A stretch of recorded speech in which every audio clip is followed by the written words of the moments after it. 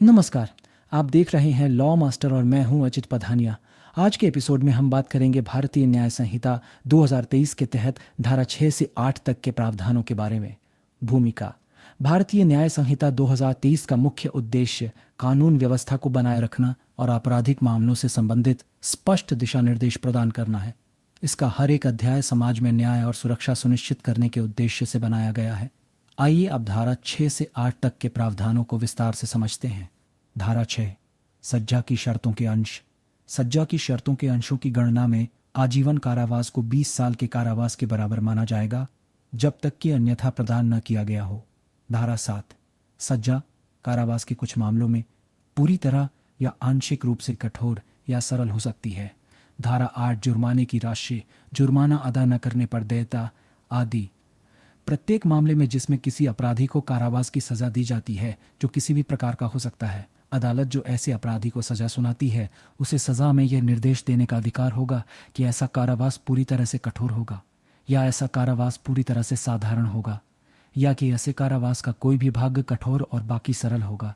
जहाँ कोई राशि व्यक्त नहीं की जाती है जिस पर जुर्माना बढ़ाया जा सकता है, वह जुर्माना की राशि असीमित है लेकिन अत्यधिक नहीं होगी। तो किसी अपराध के प्रत्येक मामले में कि कारावास के साथ साथ जुर्माना से दंडनीय, जिसमें अपराधी को कारावास के साथ या बिना जुर्माना की सजा सुनाई जाती है। Sub section 2। भय कारावास या जुर्माने से दंडनीय या केवल जुर्माने से, जिसमें अपराधी को जुर्माना की सजा सुनाई जाती है। यह उस न्यायालय के लिए सक्षम होगा जो ऐसे अपराधी को सजा द्वारा निर्देशित करने के लिए सजा देता है कि जुर्माना के भुगतान में डिफ़ॉल्ट रूप से अपराधी को एक निश्चित अवधि के लिए कारावास का सामना करना पड़ेगा, जिसमें कारावास किसी अन्य कारावास से अधिक होगा जिसके लिए उसे सज़ा सुनाई गई हो या जिसके लिए वह सज़ा के तहत उत्तरदायी हो सकता है। Sub section 3। वह अवधि जिसके लिए न्यायालय अपराधी को जुर्माना के भुगतान में डिफ़ॉल्ट रूप से कैद करने का निर्देश देता है, कारावास की अवधि के 1/4 से अधिक नहीं होगा जो अपराध के लिए अधिकतम निर्धारित है, यदि अपराध कारावास के साथ साथ जुर्माना के साथ दंडनीय है। Sub section 4।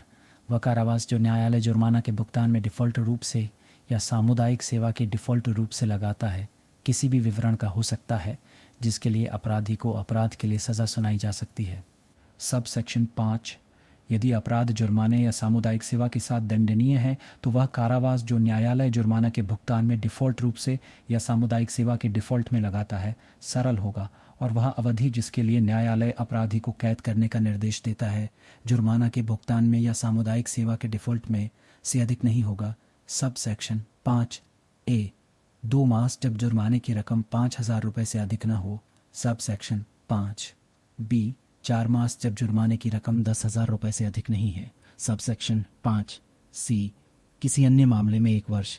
सब से 6 है वह कारावास जो जुर्माने के भुगतान में चूक में लगाया जाता है जब भी उस जुर्माने का भुगतान किया जाता है या कानून की प्रक्रिया द्वारा लगाया जाता है समाप्त हो जाएगा। सबसिक 6B। यदि संदाय में चूक में नियत कारावास की अवधि की समाप्ति से पहले जुर्माने का ऐसा अनुपात संदत्त या उद्गृहित किया जाए कि संदाय में चूक में हुई कारावास की अवधि अभी भी अवैतनिक जुर्माने के हिस्से के आनुपातिक से कम नहीं है तो कारावास समाप्त हो जाएगा। उदाहरण के साथ जानते हैं। ए को भुगतान के डिफ़ॉल्ट में 1,000 रुपये के जुर्माने और 4 महीने के कारावास की सज़ा सुनाई जाती है। यहाँ यदि कारावास के 1 महीने की समाप्ति से पहले जुर्माना का भुगतान या लगाया जाता है तो ए को पहले महीने की अवधि समाप्त होते ही छुट्टी दे दी जाएगी। यदि पहले महीने की समाप्ति के समय या किसी भी बात के समय 750 रुपये का भुगतान या लगाया जाता है जबकि ए कारावास में जारी रहता है तो ए को तुरंत छुट्टी दे दी जाएगी। यदि कारावास के 2 महीने की समाप्ति से पहले 500 रुपये का जुर्माना या लगाया जाता है तो ए को 2 महीने पूरे होते ही छुट्टी दे दी जाएगी। यदि उन 2 महीनों की समाप्ति के समय या किसी भी बात के समय 500 रुपये का भुगतान या लगाया जाता है जबकि ए कारावास में जारी रहता है तो ए को तुरंत छुट्टी दे दी।